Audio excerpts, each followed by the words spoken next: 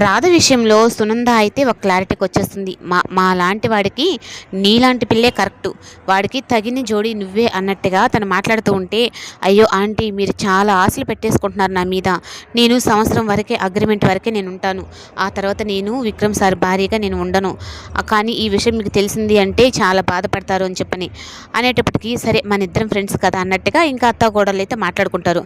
ఇంకా ప్రియా అయితే సేమ్ తనేం శారీ కట్టుకుందో అదే చీర కట్టుకొని తను వస్తుంది.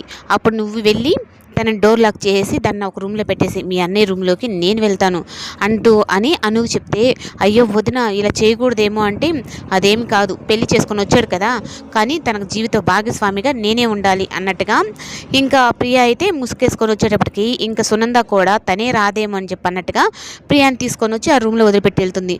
ఇంకా ప్రియ రూమ్లోకి వెళ్ళిన తర్వాత ఇంకా సిగ్గుపడుతూ కాలు ఉంటే ఇంకా విక్రమ్ అయితే, అయినా నువ్వేంటి ఏదో తేడాగా ఉన్నావు, అయినా నీకు సిగ్గు సూట్ కాదు కదా, మన ఇద్దరం ముందే మాట్లాడుకున్నాం కదా అంటే, మేమిద్దరం ఏం మాట్లాడుకున్నాం వాళ్ళిద్దరూ అన్నట్టుగా ప్రియ ఆలోచించి ఇంకా సిగ్గుపడుతూ ఉన్నట్టుగా ఉంటుంది.